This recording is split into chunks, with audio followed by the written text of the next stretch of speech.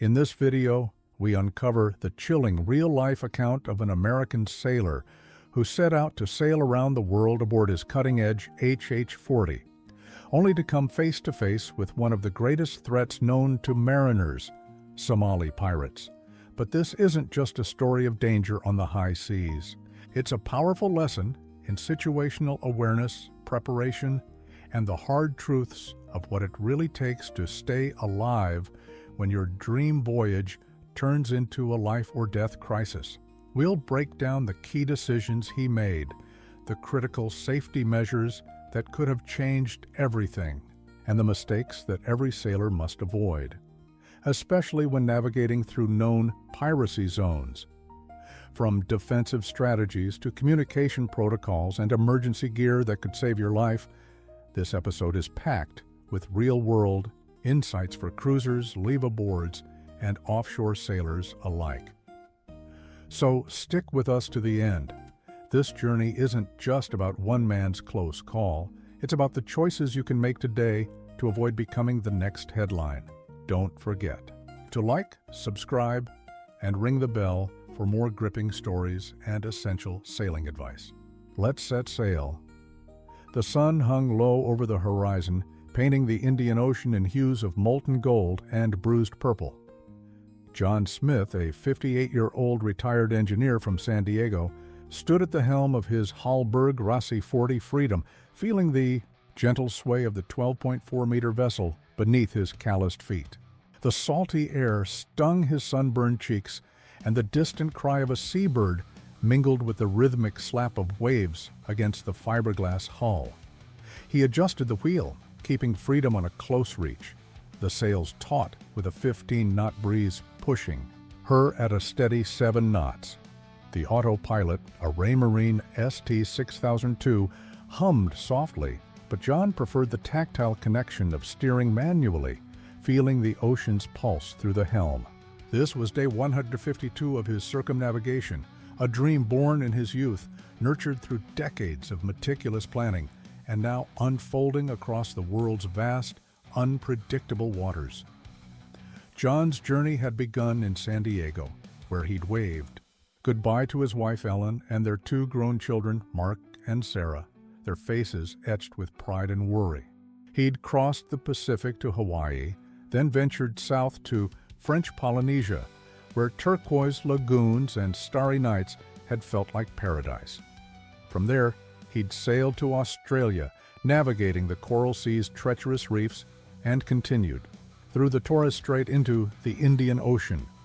His route was deliberate, the traditional trade-wind path, leveraging prevailing winds and currents to maximize efficiency. The HH40, with its 81-square-meter sail area and 4,100-kilogram lead keel, was built for such voyages. Its 55-horsepower Volvo Penta diesel engine provided backup when winds faltered, and its 3.82-meter beam ensured stability in heavy seas. John had equipped Freedom with a suite of modern electronics, a Furuno radar, a Garmin GPS map chart plotter, an ICOM SSB radio, and a McMurdo SmartFind ePerb for emergencies. A satellite phone mounted in the nav station kept him tethered to Ellen, though he limited calls to preserve the battery and his sense of solitude. Now, as Freedom carved through the waters off Yemen, John was in the Gulf of Aden, a 900-mile choke point between the Red Sea and the Arabian Sea. He'd chosen this route to transit the Suez Canal, a shortcut to the Mediterranean that avoided the perilous Cape of Good Hope. The Gulf of Aden was a vital artery for global trade, with 20,000 ships passing annually, but it was also a gauntlet. Somali pirates, operating from lawless coastal enclaves, had turned these waters into a hunting ground. John knew the risks. He'd attended a security seminar in Singapore where ex-Navy officers had drilled him on protocols. Register with the UK Maritime Trade Operations, UKMTO, travel. In convoys, maintain radio silence and prepare a citadel, a fortified safe room. Freedom's citadel was the aft cabin, its door reinforced with steel plates and a deadbolt, stocked with water, food, a handheld VHF radio, and the satellite phone. He'd also installed a high-pressure water cannon on deck, a non-lethal deterrent, and kept a flare gun in the cockpit. John had joined a convoy of 6 yachts in Aden, organized through the International Sailing Federation's rally network. The group, including a French catamaran and a German ketch, maintained a tight formation, keeping 1,000 meters between vessels. They sailed 8 miles off Yemen's coast, beyond the reach of most pirate skiffs, which relied on small outboard motors. John's AIS transponder broadcast Freedom's position to nearby ships and naval patrols, part of the Combined Maritime Forces Counter-Piracy Task Force. He'd plotted his course on the chart plotter, aiming for a waypoint 200 miles east, where the convoy would disperse toward Djibouti or Oman. The wind, a steady northeasterly, filled the Genoa and mainsail, both reefed to the first point to handle gusts up to 20 knots. John checked the anemometer, 17 knots, manageable. He trimmed the sails, easing the mainsheet to reduce heeling, and glanced at the radar, clear of contacts within 10 miles. As dusk deepened, the convoy's VHF channel crackled. "All vessels, this is Liberté." 2 skiffs bearing 275 miles, closing fast. John's pulse quickened. He grabbed the binoculars, scanning the western horizon. There, against the fading light, he saw them. 2 low-slung boats, their wakes white streaks, each carrying 4 or 5 figures. His stomach churned. Pirates. He'd read about them. Young, desperate men armed with AK-47s and RPGs, often high on cat, willing to kill for a ransom. The seminar had warned that skiffs could hit 25 knots, outpacing Freedom's maximum 8 knots under sail.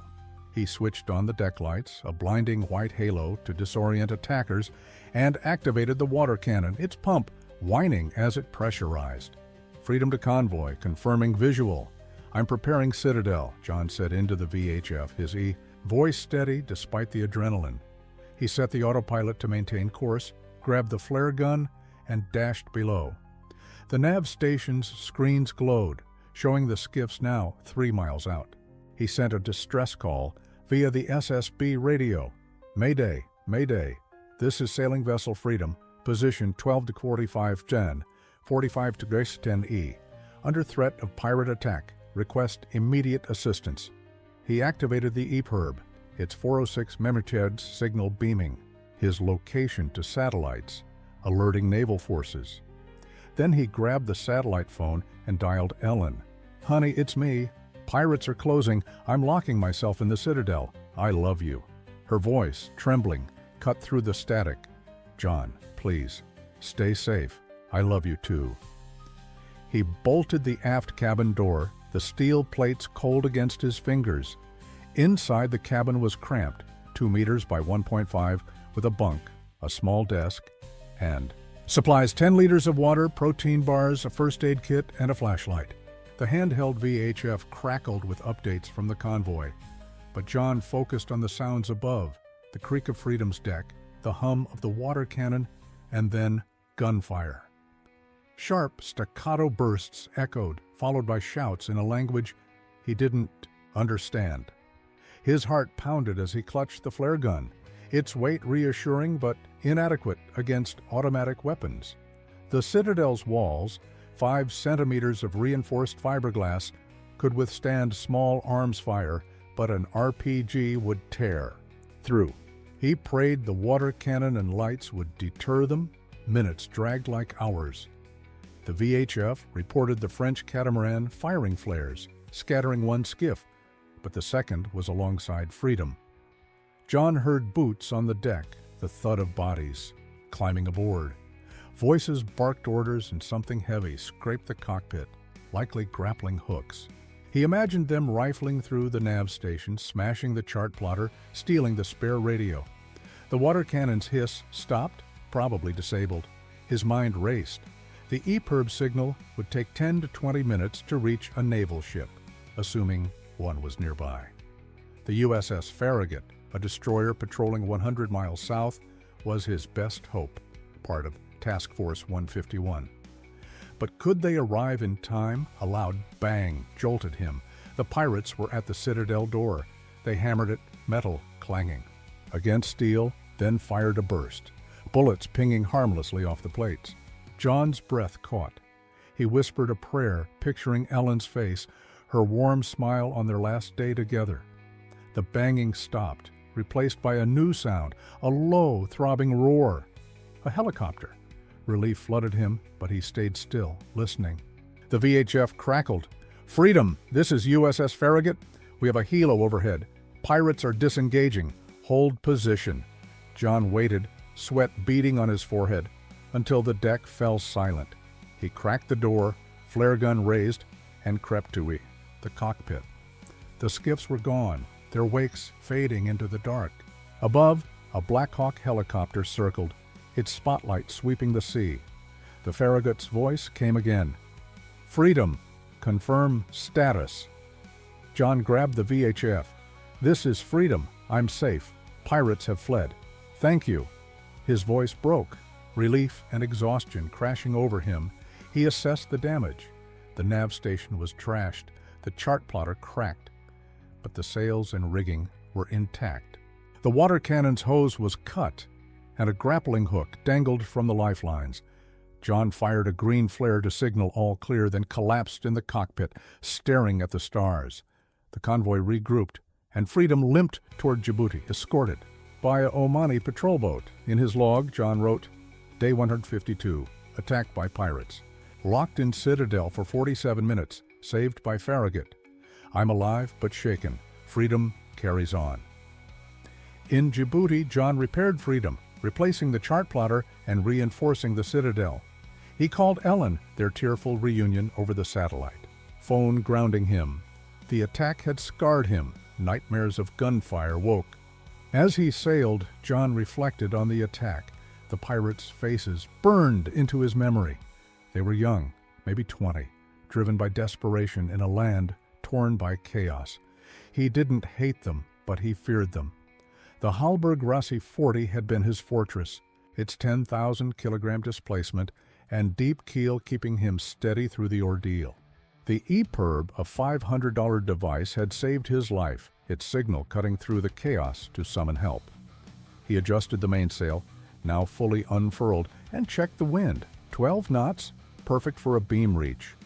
Freedom surged at 7.5 knots, the horizon. Endless. In the months that followed, John crossed the Mediterranean, dodged storms off Greece, and reached the Atlantic. Each mile was a victory, each sunrise a reminder of his survival. When he finally sailed into San Diego, Ellen, Mark, and Sarah waited on the dock, their cheers drowning out the gulls. He stepped ashore, legs unsteady after 18 months at sea, and embraced them, tears mixing with salt on his face. Freedom bobbed behind him, her white hull gleaming, a silent partner in his odyssey. John later shared his story at yacht clubs. His blog post titled, "While Sailing Around the World, This American Was Attacked by Somali Pirates," on his HH40 sailboat. Going viral among sailors, he spoke of the Citadel's steel door, the EPIRB's lifeline, and the Farragut's helicopter, but also of the fear and the fleeting beauty of the sea. His journey, 35,000 miles across 22 countries, was more than a circumnavigation.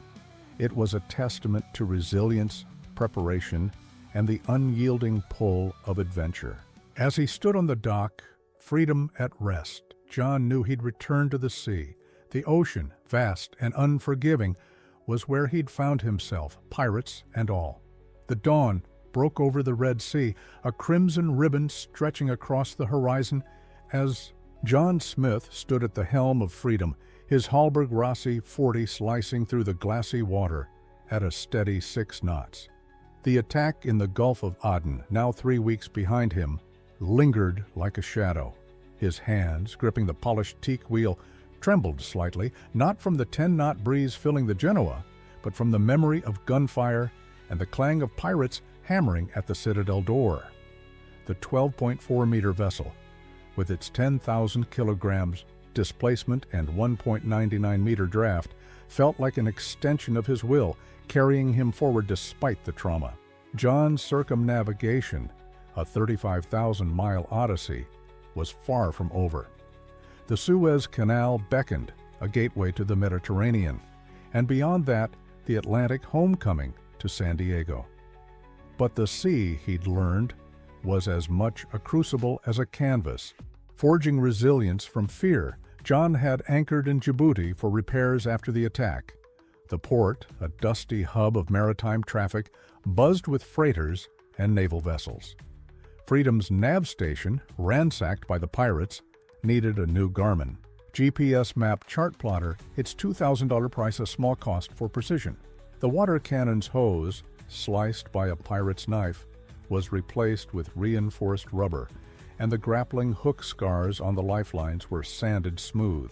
He'd reinforced the citadel in the aft cabin, adding a second deadbolt to the steel-plated.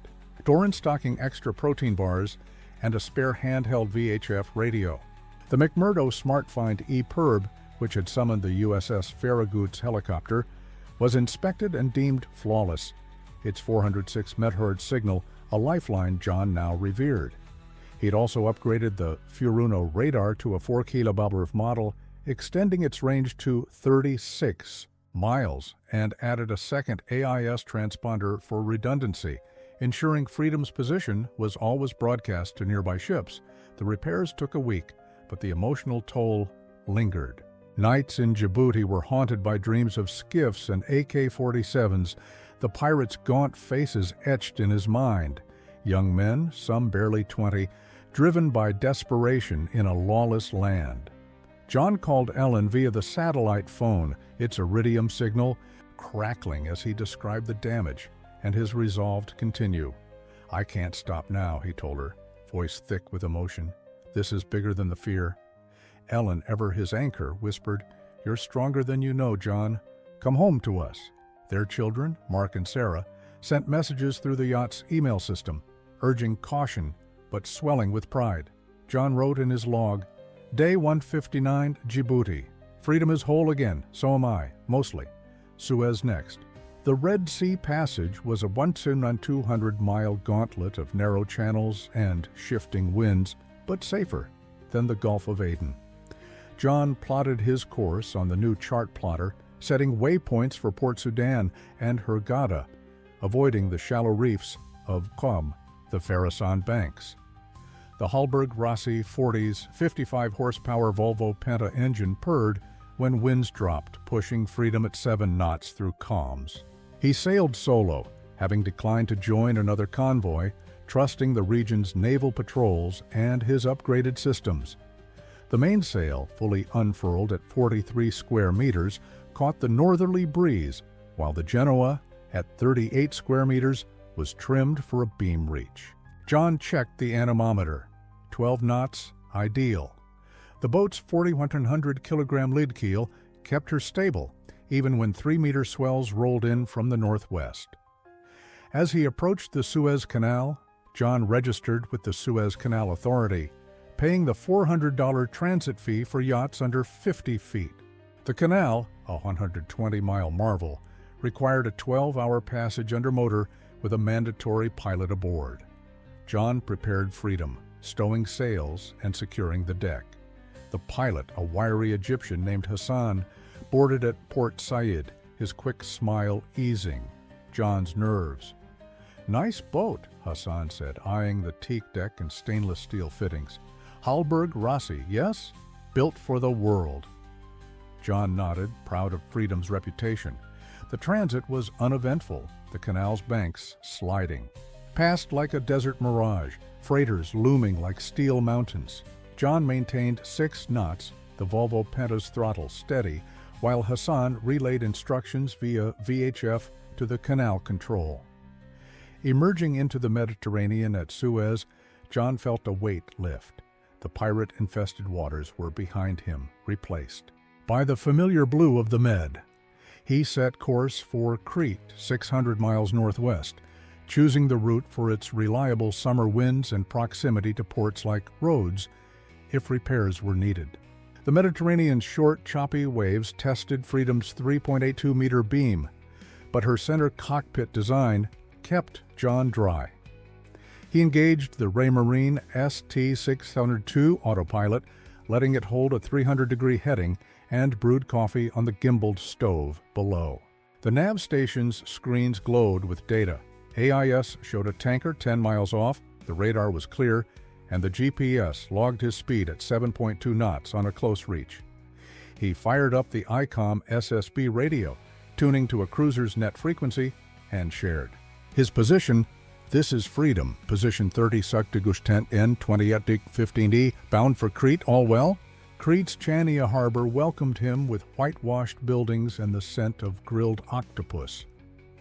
John anchored off the breakwater, the CEUR anchor biting into the sandy bottom at 8 meters depth.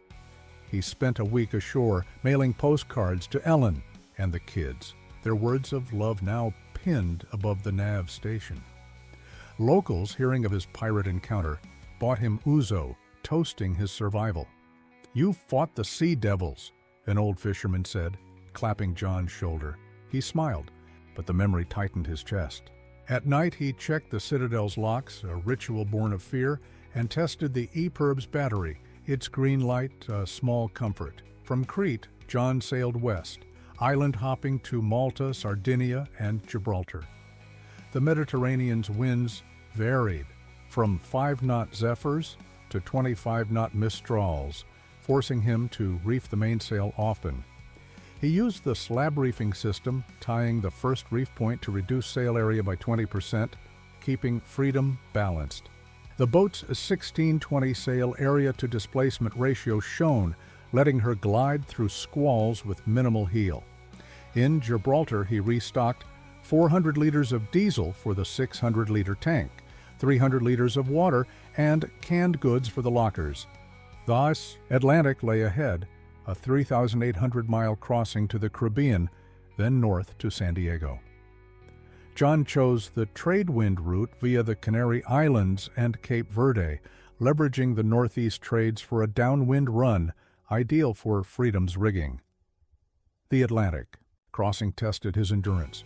Days blended into nights, the horizon an unbroken circle. He sailed wing on wing, the Genoa pulled out to port, the mainsail to starboard, catching 15-knot trades. The autopilot steered, but John hand-steered during squalls, feeling the 1,200 kilogram rudder respond. He monitored the wind vane self-steering gear, a mechanical backup to the autopilot, its pendulum adjusting to shifts in apparent wind. The SSB radio brought weather updates, warning of a low-pressure system 200 miles north. John altered course to 240 degrees, skirting the storm, and double-checked the storm jib stowed in the forepeak for emergencies. Loneliness crept in, the vastness of the ocean amplifying his thoughts. He replayed the pirate attack, the terror of the Citadel, the helicopter's roar. To cope, he wrote letters to Ellen on the laptop saved for later and played jazz on the cabin's Bluetooth speaker, Miles Davis soothing his nerves. He spoke to the boat, a habit from months alone. "We're tougher than they are, Freedom." The Hallberg Rossi's teak interior, warm and polished, felt like home, its 2-meter headroom a luxury in 4-meter seas. He checked the bilge pumps, tested the desalinator, 30 liters per hour, and ran the generator to charge the 400-amp-hour battery bank, powering the fridge and nav lights. Landfall in Antigua after 21 days at sea was a triumph. John dropped anchor in English Harbor, the 35-pound CQR holding fast. He dove overboard, the warm Caribbean water washing away weeks of salt and doubt. "Ashore," he called Ellen, her voice breaking as she said, "You're almost home." The kids planned to fly to San Diego for his return, a surprise John learned via email. He sailed north, hopping to the Bahamas, then Florida, each leg shorter, the end tangible. The Gulf Stream boosted Freedom's speed to 8 knots, the Volvo Penta idling as he motor sailed past Miami. The final leg, from Panama to San Diego, was 3,000 miles of Pacific familiarity. John hugged the coast, stopping in Acapulco and Cabo San. Lucas, where he polished Freedom's hull, its white gel coat gleaming. He sailed conservatively, reefing early, wary of late-season hurricanes. The chart plotter guided him past the Revillagigedo Islands, the radar scanning for fishing boats. On day 547, San Diego's Point Loma appeared, a gray smudge under a pink sky. John's heart raced. He furled the sails, started the engine, and motored into the harbor, the VHF alive with chatter. Ellen, Mark, and Sarah stood on the dock waving, their cheers louder than the gulls. John eased Freedom alongside, throwing a bowline to Mark, who secured it with a sailor's knot. He stepped ashore, legs wobbly after 18 months, and fell into Ellen's arms, her warmth erasing the ocean's chill. Sarah hugged him, tears streaming, and Mark clapped his back, saying, "Dad, you're a legend." John looked at Freedom, her 12.4-meter hull scarred but proud, and choked up. "She brought me home," he said. Later, John shared his story. At the San Diego Yacht Club, his blog post, while sailing around the world, this American was attacked by Somali pirates on his HH40 sailboat, spreading online. He detailed the Citadel's steel door, the EPIRB signal, the water cannons, hiss, but also the fear, the stars above the Atlantic, the joy of landfall. His 35,000-mile journey through 22 countries was a saga of survival and wonder. Freedom rested at her mooring, ready for new adventures. John, now 60, knew the sea had changed him. The pirates had tested his courage, but the ocean had taught him grace. As he walked the dock with Ellen, hand in hand, he glanced at the horizon, its call eternal, his heart full.